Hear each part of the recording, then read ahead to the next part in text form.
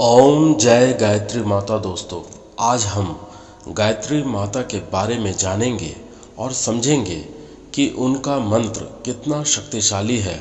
माँ गायत्री की आराधना से जीवन में कैसे सकारात्मक बदलाव आ सकते हैं, इसके बारे में जानने के लिए इस वीडियो को अंत तक जरूर देखें। माँ गायत्री हिंदू धर्म में अत्यंत पूजनीय और आदरणीय देवी मानी जाती है।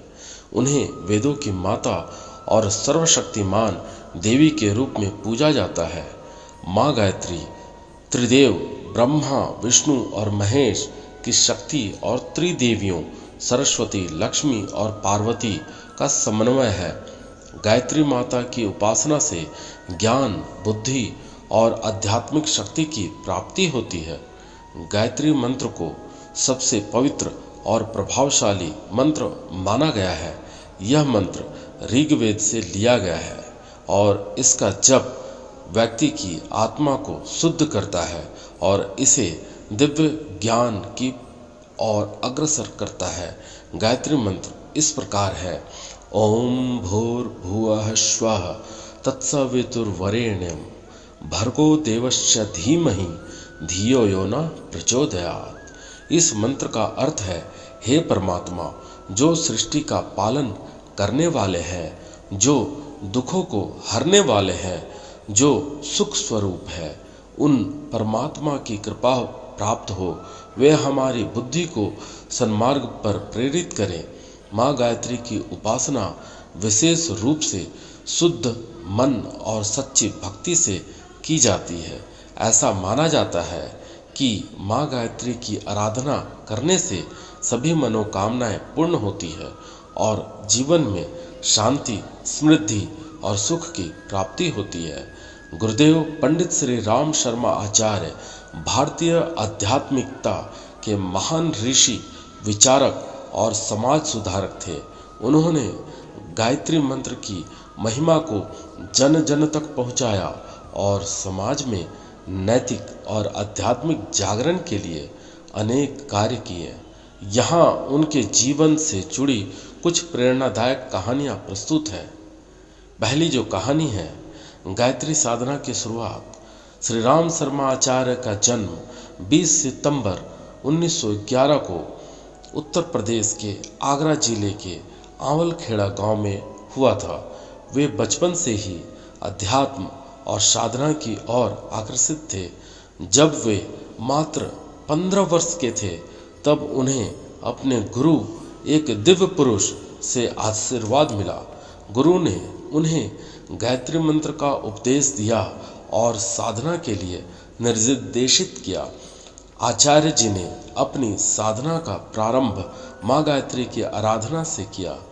उनके तप और साधना के प्रभाव से उनके जीवन में अनेक दिव्य अनुभव हुए, जिसने उन्हें मानवता की सेवा के लिए प्रेरित किया। दूसरा, अलौकिक अनुभव और गुरु के दर्शन। एक बार श्री राम शर्मा आचार्य अपने साधना काल के दौरान आध्यात्मिक कठिन परिस्थितियों का सामना कर रहे थे। उन्हें भूख, प्यास और शारीरिक कष्ट सहने पड़े, लेकिन उन्होंने साधना नहीं छोड़ी। एक दिन जब वे ध्यान में बैठे थे, तब उन्हें अपने गुरु का दिव्य दर्शन हुआ।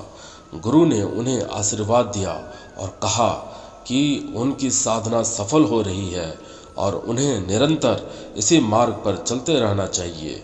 इस अनुभव ने आचार्य जी को और अधिक शक्ति और आत्मबल प्रदान किया। तीसरा, अखंड ज्योति का प्रादुर्भाव। श्री राम शर्मा आचार्य ने 1937 में अखंड ज्योति नामक पत्रिका की शुरुआत की। यह पत्रिका समाज में नैतिक और आध्यात्मिक जागरण का एक माध्यम बनी। आचार्य जी ने इस पत्रिका के माध्यम से लाखों लोगों को प्रेरित किया और उन्हें धर्म, साधना और सेवा के मार्ग पर अग्रसर किया। अखंड ज्योति ने जनमानस में एक नई चेतना का संचार किया और समाज सुधार के कार्यों को बल प्रदान किया।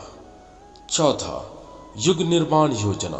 1962 में श्री राम शर्मा आचार्य ने युग निर्माण योजना की स्थापना की, जिसका उद्देश्य समाज में नैतिक और आध्यात्मिक मूल्यों का पुनरुत्थान करना था। इस योजना के माध्यम से उन्होंने समाज के हर वर्ग को एकजुट करने का प्रयास किया और उन्हें आत्म उत्थान और समाज सेवा की प्रेरणा दी। उनके इस प्रयास से लाखों लोग प्रेरित हुए और समाज में सकारात्मक परिवर्तन लाने में योगदान दिया। पांचवा, शांति कुंज की स्थापना। आचार्य जी ने 1971 में हरिद्वार में शांति कुंज की स्थापना की, जो आज गायत्री परिवार का मुख्यालय है। शांति कुंज एक ऐसा आध्यात्मिक केंद्र है जहां लोगों को नैतिक और आध्यात्मिक शिक्षा दी जाती है। यहाँ पर देश विदेश से लाखों लोग आते हैं और आचार्य जी की शिक्षाओं के माध्यम से जीवन को समर्पित और आध्यात्मिक बनाते हैं। छठा, गायत्री मंत्र का प्रचार प्रसार। श्री राम शर्मा आचार्य ने अपने जीवन के अधिकांश समय को गायत्री महामंत्र के प्रचार और प्रसार में समर्पित किया। उन्होंने इस मंत्र को जन जन तक पहुंचाया और इसे जीवन की सभी समस्याओं के समाधान के रूप में प्रस्तुत किया। उनका मानना था कि गायत्री मंत्र के जप से व्यक्ति की आत्मा शुद्ध होती है और उसे दिव्य शक्ति प्राप्त होती है। सातवां, स्वतंत्रता संग्राम में योगदान। आचार्य जी ने भारत के स्वतंत्रता संग्राम में भी सक्रिय भूमिका निभाई।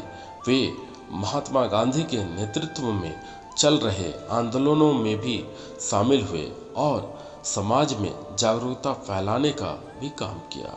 उन्होंने सत्य, अहिंसा और सेवा के आदर्शों का पालन करते हुए स्वतंत्रता संग्राम में योगदान दिया। आठवां, तपोनिष्ठ साधना। श्री राम शर्मा आचार्य ने अपने जीवन में कई बार कठिन तपस्या की। उनकी तपस्या से उन्हें अनेक दिव्य शक्तियों और अनुभव की प्राप्ति हुई, जिन्हें उन्होंने मानवता की सेवा में लगाया। उनकी साधना से प्रेरित होकर लाखों लोग आध्यात्मिकता की ओर अग्रसर हुए और समाज में सकारात्मक परिवर्तन लाए। इन कहानियों से यह स्पष्ट होता है कि श्री राम शर्मा आचार्य एक महान संत और समाज सुधारक थे, जिन्होंने अपने जीवन को मानवता की सेवा और आध्यात्मिक जागरण के लिए समर्पित किया।